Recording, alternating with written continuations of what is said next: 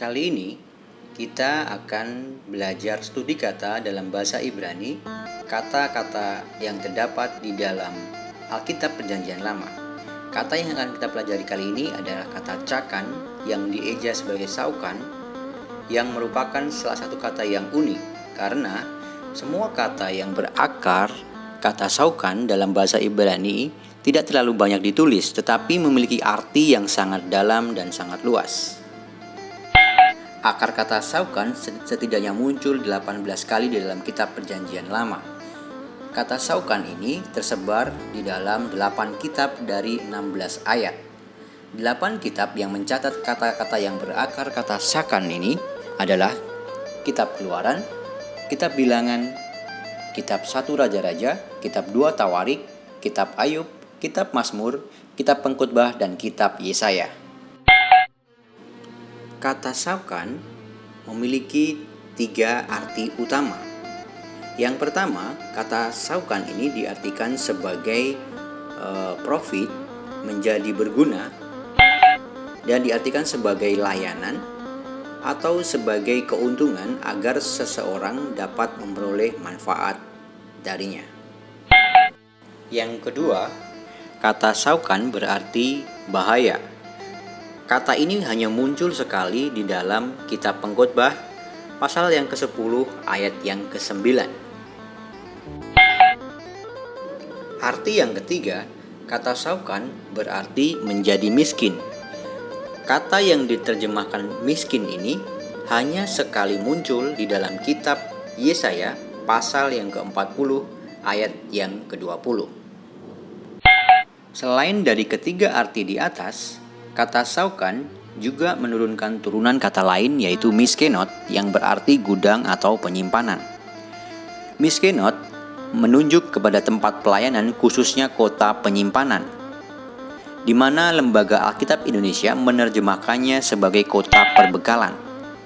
Baik untuk Firaun di dalam Keluaran pasal 1 ayat ke-11 maupun di dalam 1 Raja-Raja 9 ayat 19 bagi Raja Salomo, bagi Naftali di dalam 2 Tawarik 16 ayat 4, bagi Yehuda 2 Tawarik 17 ayat yang ke-12. Kata gudang atau tempat penyimpanan barang ini merujuk kepada kepentingan masa depan.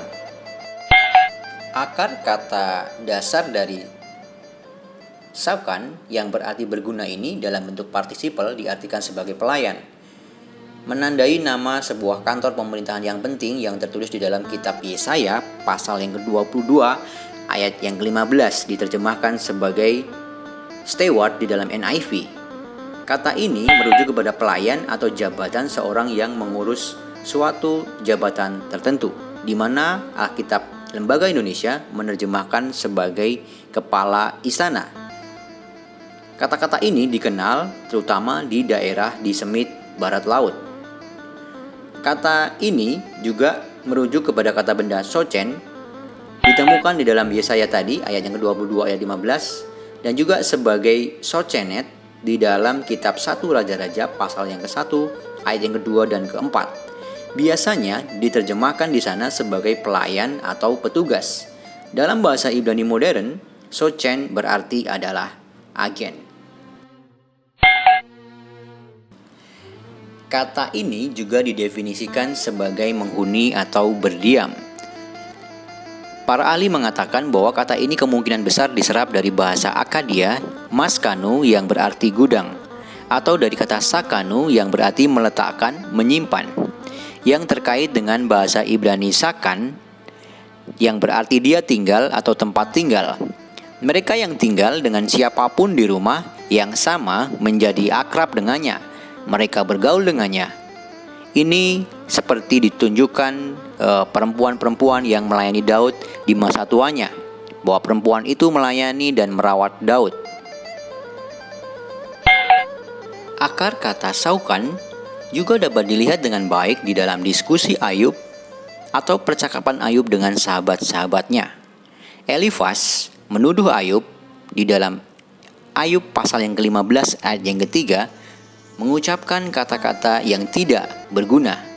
Dia mengingatkan Ayub bahwa orang yang paling bijaksana sekalipun pada akhirnya tidak bisa merasa bahwa dirinya telah menguntungkan Tuhan, sehingga Tuhan benar-benar tidak memiliki motif tersembunyi di dalam menguji Ayub.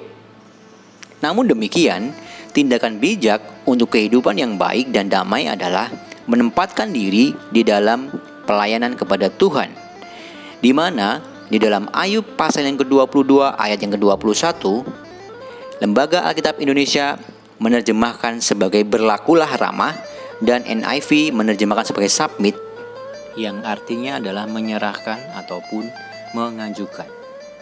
Demikian pula kata Elihu di dalam Ayub pasal yang ke-34 ayat yang ke-39, yang mengoreksi sikap Ayub bahwa tidak ada gunanya berusaha merasa berjasa memperuntungkan Allah, karena Allah adalah sumber keuntungan itu sendiri.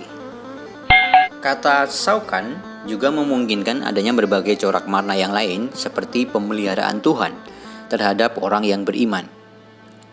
Itu tertulis di dalam Mazmur 139 ayat yang ketiga.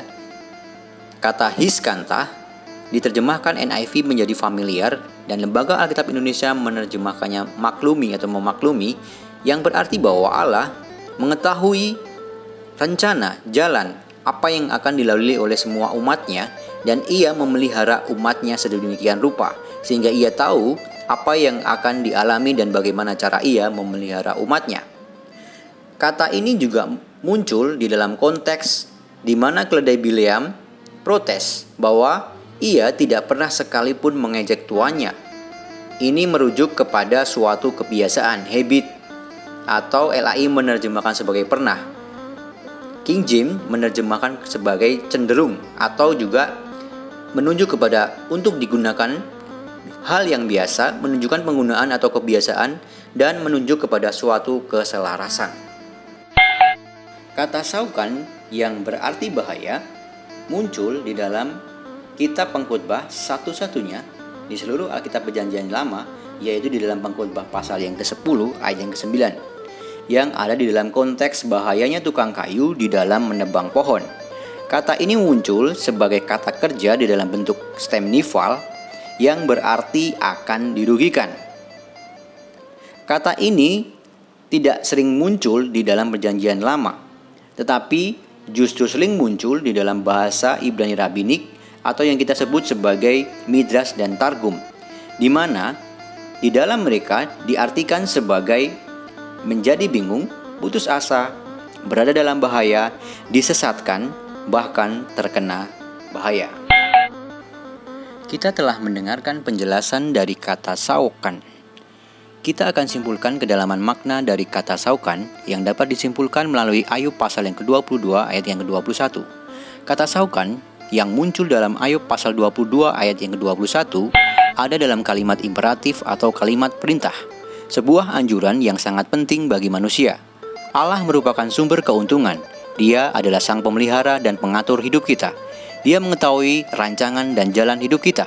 Anjuran untuk datang kepadanya dengan menyerahkan hidup kepadanya, tinggal di dalam Dia, dan bahkan mengenalnya dengan sangat akrab, menjauhkan kita dari bahaya, keputusasaan, kebingungan, seperti halnya kota perbekalan yang menjamin kehidupan untuk menghindarkan dari kelaparan dan kemiskinan. Demikianlah di dalam Allah kita mendapatkan jaminan masa depan dan kewaspadaan sehingga mengalami keselarasan dalam hidup kita di dalam Tuhan. Lalu, bagaimana respon hidup kita? Kita harus menyerahkan hidup pada Tuhan dan melayani Dia menjadi sebuah kebiasaan, menjadi sebuah habit bagi kehidupan kita, sehingga kita mendapatkan manfaat kehidupan dari Allah dan hidup kita berguna dan memiliki nilai. Jadi, hidup melayani Allah adalah sebuah keniscayaan. Karena dari Allah lah kita mendapatkan keuntungan, sehingga kita terhindar bukan saja dari kemiskinan jasmani, tetapi juga kemiskinan rohani, yaitu kekuatan menjalani kehidupan ini. Sekian dan terima kasih.